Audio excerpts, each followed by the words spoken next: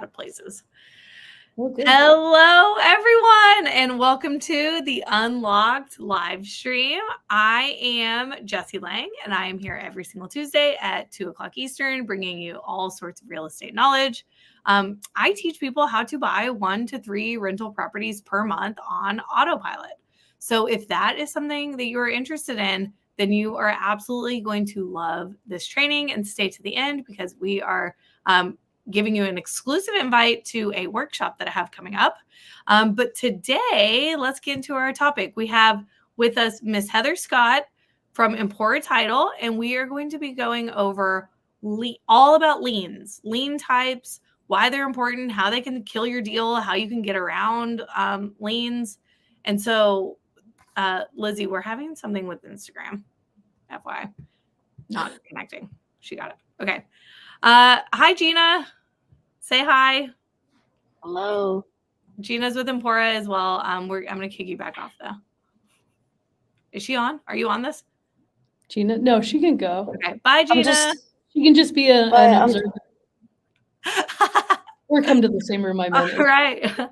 So, Miss Heather, let me introduce, you can introduce yourself and kind of a little bit about Empora, and then we'll get right into it. Sure. My name's Heather Scott. I work with Empora Title. We are one of the only exclusive investor-friendly title companies out there. We are tech forward, but always willing to meet people where they're at as far as communication. We're trying to slowly move title into this century and join us with on the apps and things like that. I myself have been an investor-friendly title for 7 years and in title for 10 years. So I've seen quite a few things, battled out some stuff with Jessie herself, along with, I'm sure, some of you others that are in the audience. But yeah, that's about it. That is, yeah, exactly right. So Heather and I have been working together and been friends for 5 years now, which is crazy. You were early in my real estate career here in Columbus. And so, back when I was wholesaling, we went through the ringer on quite a few deals. So, yeah. Oh, I forgot about your wholesaling days. Oh yeah. Oh, how could you forget? So, awesome. So when we hear lien, like Heather, what is a lien? So a lien, just think of it as someone who's in your line. So I try and title was first explained to me, or property ownership. It either comes in the form of a pie or a line. So you're going to figure out how much of the pie are you getting and where in that line do you stand. So when you're reaching out to your sellers, you're hoping to get that whole pie, that 100% ownership of that property, and you're hoping to stand first in line with that property. And what a title company will help you do is put you in that position, make sure that all of that property is yours and that you are the first person in line. A lien is just a line cutter. It's like, hey, where'd you come from? And it's like, oh, well, I'm this IRS lien that your seller owes, and I'm going to take everything that they owned. And if you decide to buy this without paying me, I'm going to stand in front of the line with you. It doesn't matter. Okay. A line cutter. A lien is a line cutter. I haven't heard that one before, but I like it. Yeah. It was one of my first examples of like how I was taught to do it. So yeah, or, break it down so everybody understands. So yeah. Lien equals line cutter. And then we're going to go over like a bunch of different types of liens, but first I kind of want to break down some categories as like a voluntary lien or an involuntary lien. How would you define those? So a voluntary lien is, say, to get this 100% of the property from your seller, you're saying, I will give you X amount of dollars. And you have a mortgage company that's going to help you do that. BPL, Wildcat, Kiavi, something like that. So they are your voluntary lien. You get to stand in line. They're going to okay with you standing in line before them, but they own more of that pie than you do in the beginning, right? As you make your payments, their chunk of the pie kind of chunks away and yours gets bigger. Right. And then eventually you're going to pay them off. They're going to sign a release and then they will get out of line and go somewhere else. Yeah. So a voluntary lien is basically like me as an investor. I have chosen to put that lien in place. I think the biggest example would be a mortgage. And that's, I'm telling my mortgage lender, hey, you can get in front of me to be the first person paid off when I sell, refi, whatever my exit is. At some point, that lender is going to get paid off and whatever's left comes to me. Yep, exactly. Yeah. So voluntary means like, as the investor, I chose to put it there. What was an involuntary lien? And these are the ones that we see a whole lot more when you get into like the kind of tricky deals is the involuntary. Yeah. And also I would say voluntary too, like you signed for that. You came through a process. Somebody said, hey, your title company said, here's this piece of paper. We're going to record this. And you've signed off on it. It's probably on your settlement statement. So you're pretty well aware of it, right? And involuntary, say your seller doesn't pay their Discover bill or pay their hospital bill. And somebody said, I want this money. And they've said, not just yet. And so they've said, cool, we're going to stand in line to get this money at your property and we're going to get paid. And they file this lien. And so anything in the state of Ohio, I assume everybody's mostly in Ohio, and it works the same in most states, that gets to stand in line behind you on anything that your name is on in that county, in that state, that lien was filed in. So if I don't pay my bill in 30 days, my Discover bill, for example, if I don't pay it in 30 days, are they going to put a lien on my property? No, probably not. But I will say the Ohio Revised Code is pretty loose about when those things can happen. But you do have to be served. You do have to get notice, things like that. It's probably something that's 6 months out. Attorneys get involved. There's a lot of paperwork that goes behind this, putting this involuntary lien behind you. And the state of Ohio does do a really good job of making them show proof that you were served properly, that you have notice. So when you have these sellers that are like, I have no idea that I owe the IRS $40,000. Yes, they do. We all know the IRS is not shy. They want their money. Yeah. They've told you a few different ways.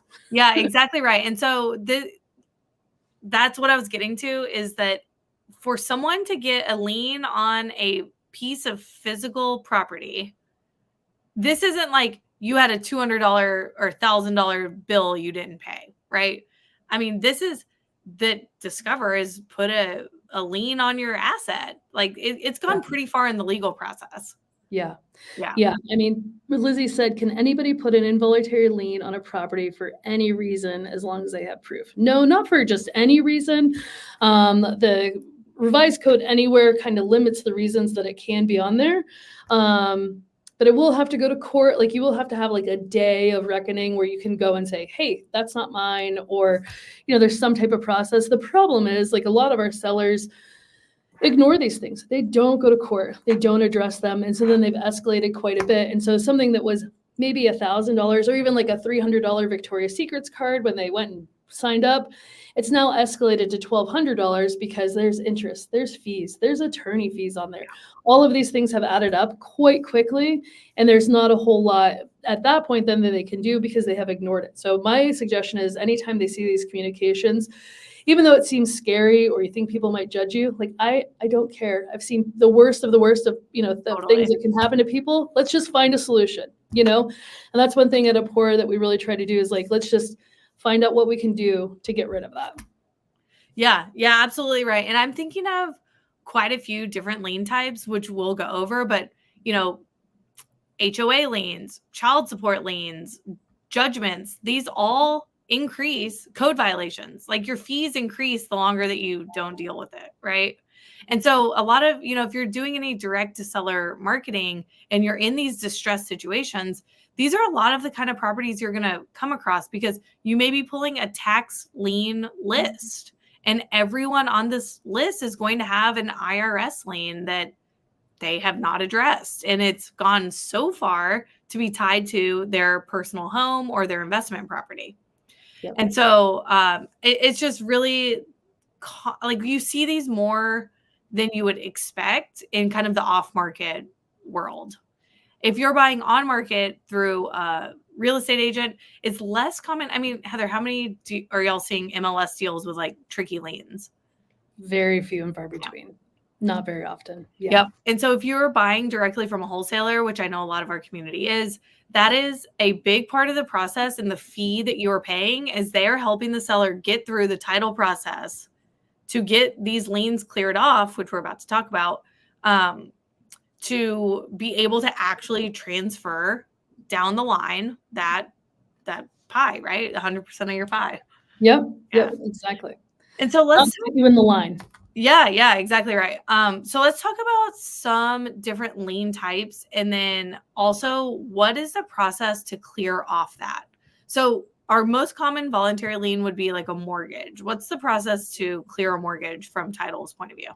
Yeah, so here at Empora, one thing that we're like very heavy on is getting seller onboarding. If you've ever done a deal with us, you've gotten several messages. We've talked about it at nauseum, seller onboarding. And that's just getting some really basic information from your seller and a signed authorization. And hopefully that seller gives us the account number that's associated with that mortgage and it is aware of it.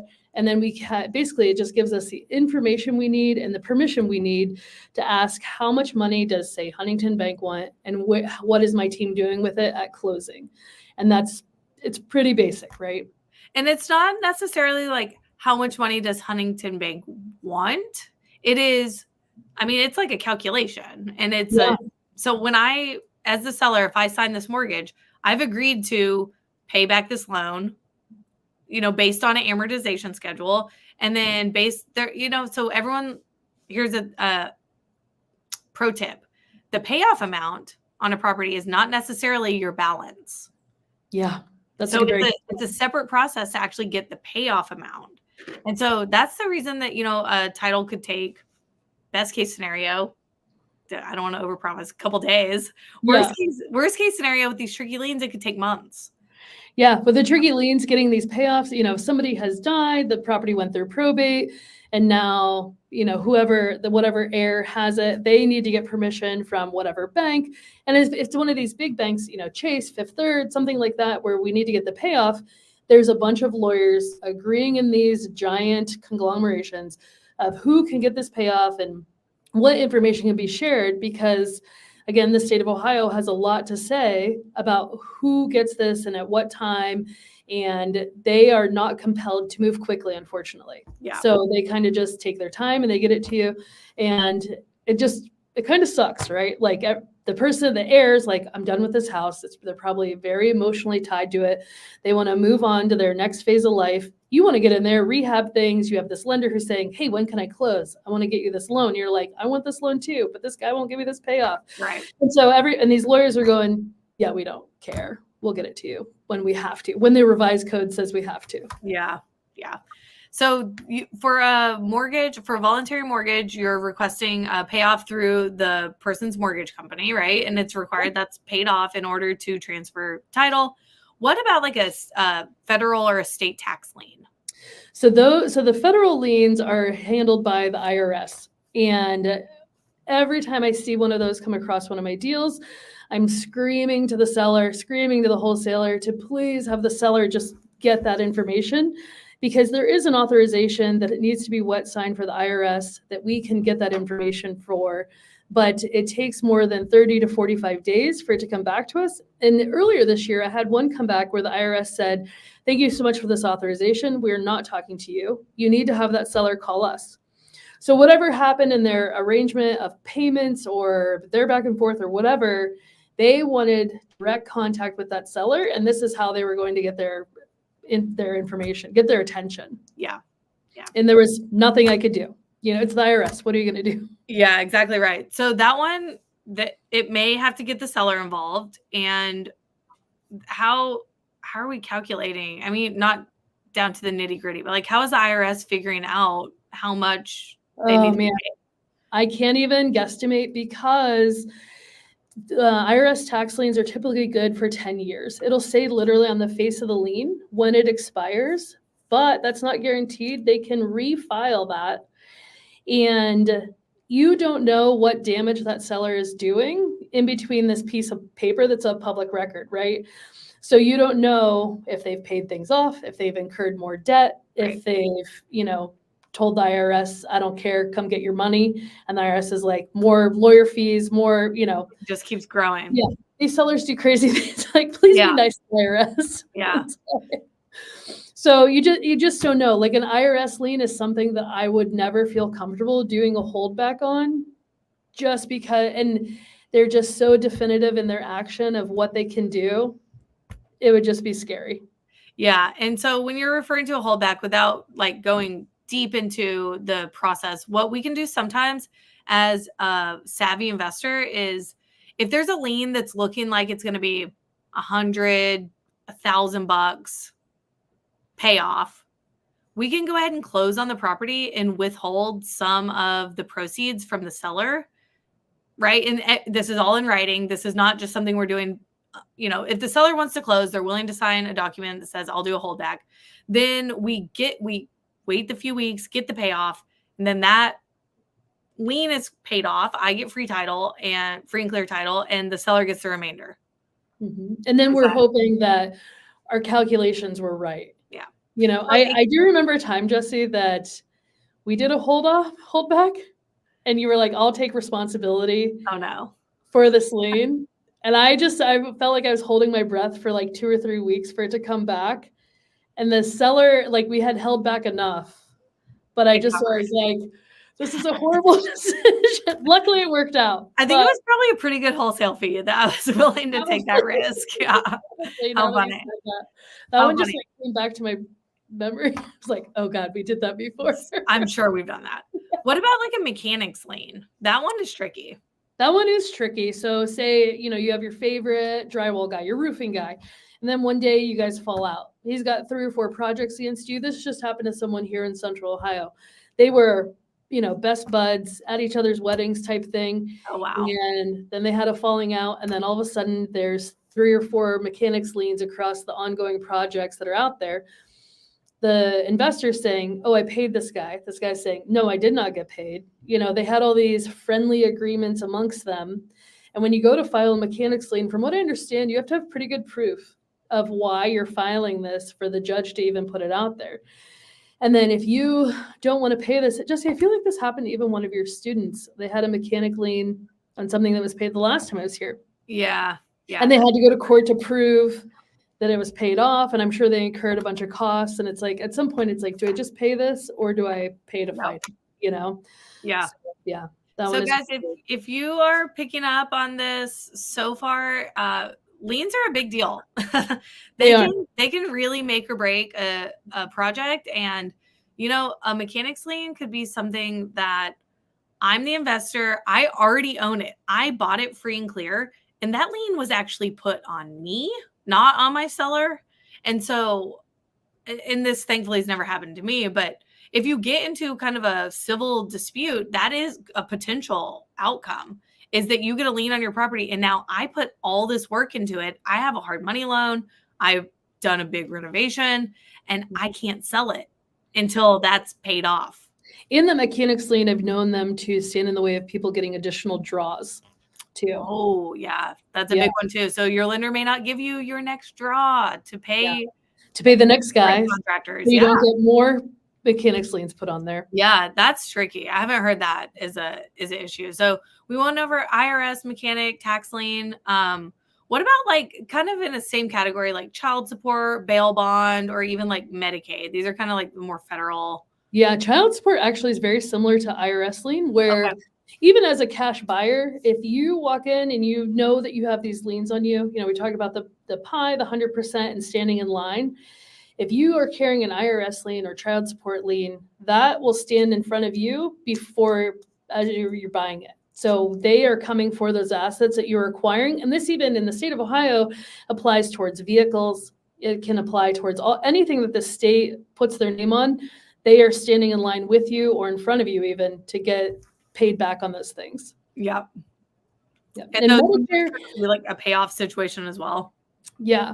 Yep. And most of the child support offices, like we reach out to the counties and they get them back pretty quickly. They want to see their clients be fulfilled, because it's a lot of work to even get those liens filed or to get any action on those, since there's just so many people involved, and they're looking to really get their people paid up. So those liens aren't too bad. The only thing is, if cash buyers, they stand in line before you, even though you haven't volunteered for anything else. The IRS and child support, they are the big line cutters. Yeah. Property taxes is front of the line as well. Yeah.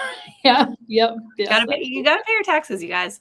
Yes. You gotta pay them. So the last one that I had on here is one that I believe, we did this one, Medicaid lien. Yeah. And tied to the question is, what happens if a lien payoff comes back So if a higher, lien, higher than the purchase price, because we had this one. The yeah, we've Medicaid had this lien one paid before. back like $993,000 or something. And we were buying the house for like, I don't know, $70K. It was like a few years ago. Yeah. And then we're buying, the lien is 10 times the value of the property. What happens? So your sellers need to go to that Medicaid attorney and ask for a negotiation down. This happens all the time. Sometimes it's completely dismissed. I can't remember in that one, Jessie, if that one was completely dismissed. They sold it to someone else. Oh, okay. I was quite bitter.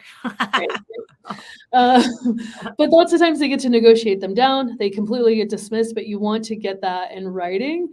And the state does have some language in there, and it's based on their federal funding, from what I understand, that those liens can even come back 5 years after the person has lost their interest in that property, whether it's they've passed on, they've deeded out, whatever, they can still come back. Now, knock on wood, I haven't seen any of those, but that's also why you get title insurance.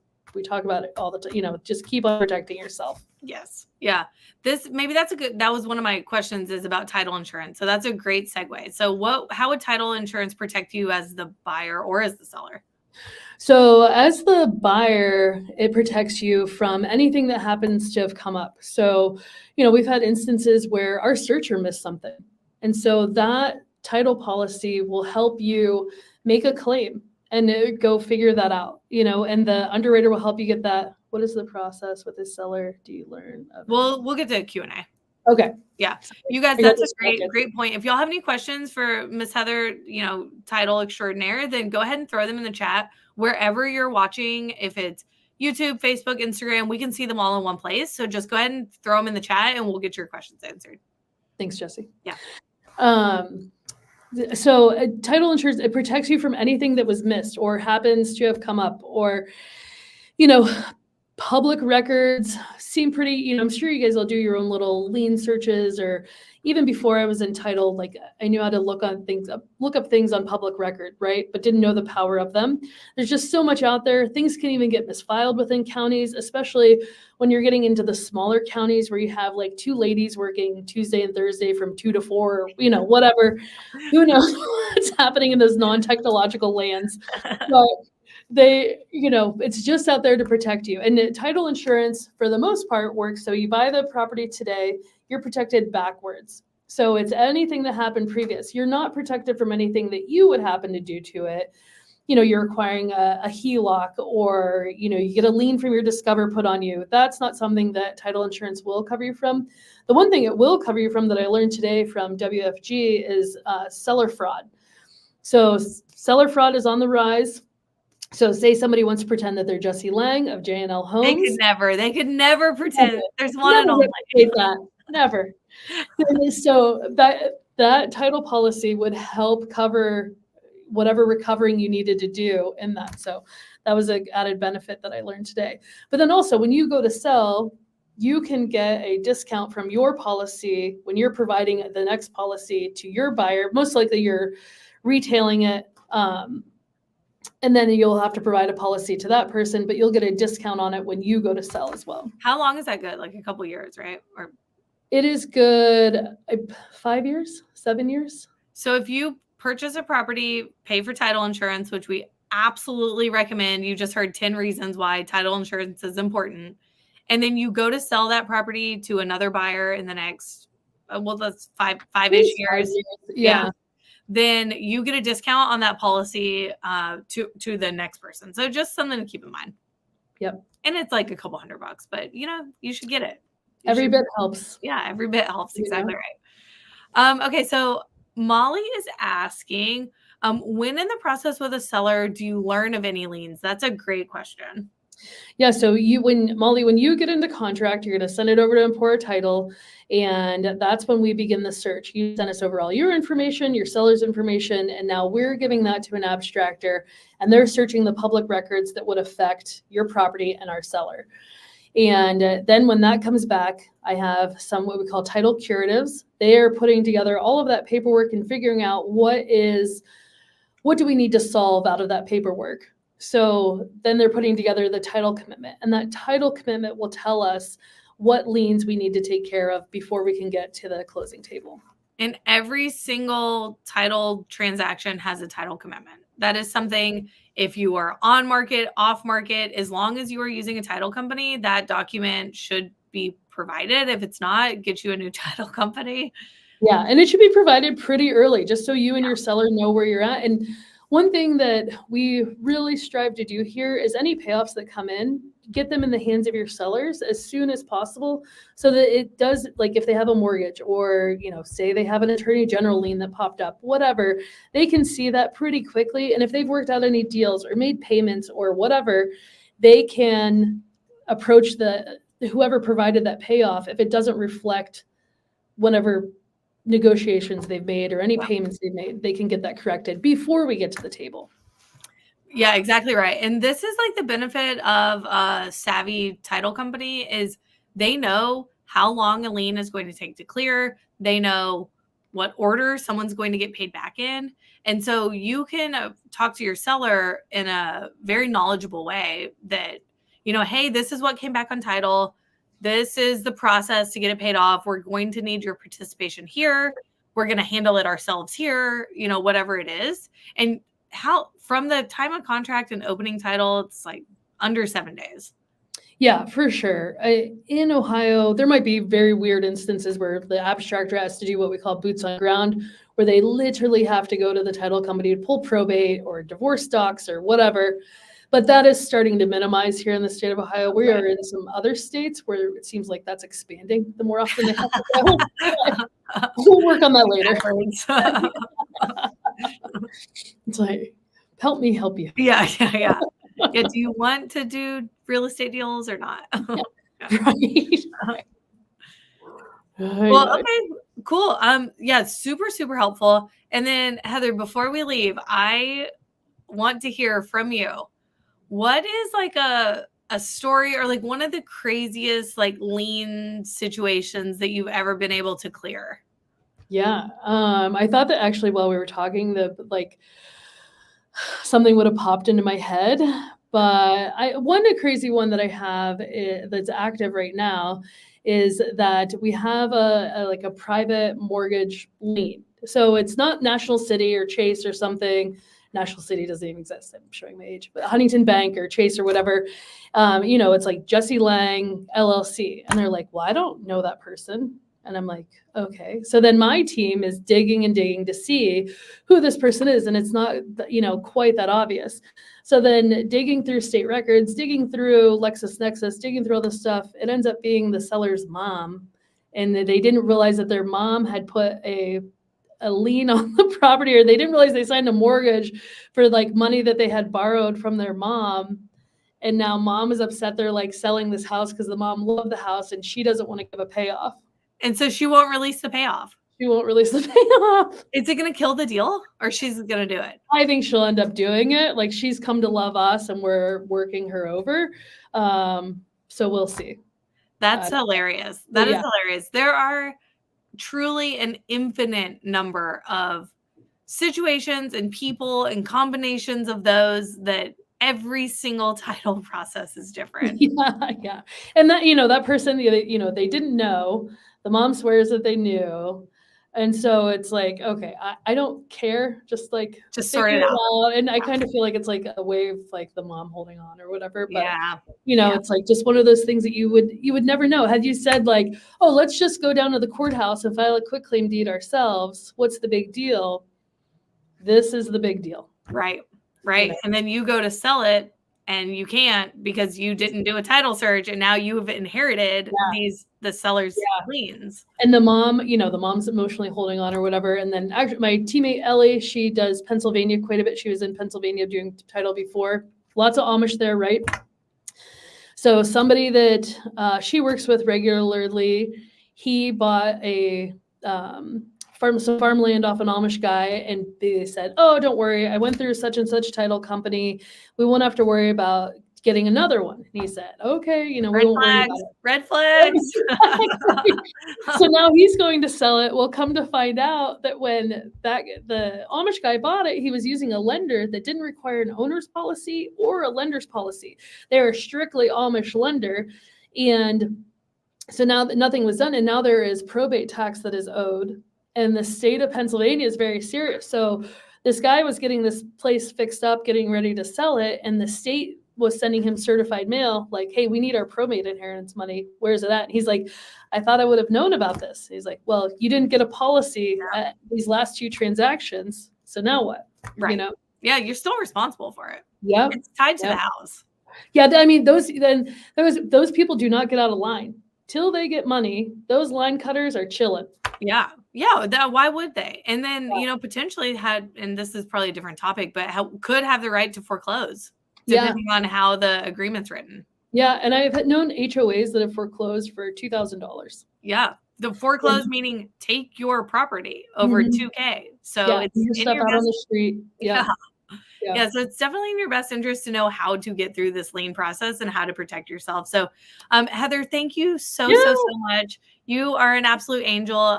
This recording will be up in the Facebook group. And so I told you all that if you stay to the end, I would invite you to a super special event that we're doing. So 3:00 today, you have time to, bathroom break, get you a snack, get you a water. 3:00 Eastern, I am doing a live workshop. Small group, exactly what I have done and the method that I've used to buy 1 to 3 rental properties per month on autopilot. So I'm going to break that all down for you, show you how you could do it yourself. If you guys want that link, Lizzie is about to drop it in the chat, and we will see you in half an hour. Thanks, Thank you, Heather. I'll see you tonight at Coin, huh? Yep. See you at Coin. Awesome. Bye guys.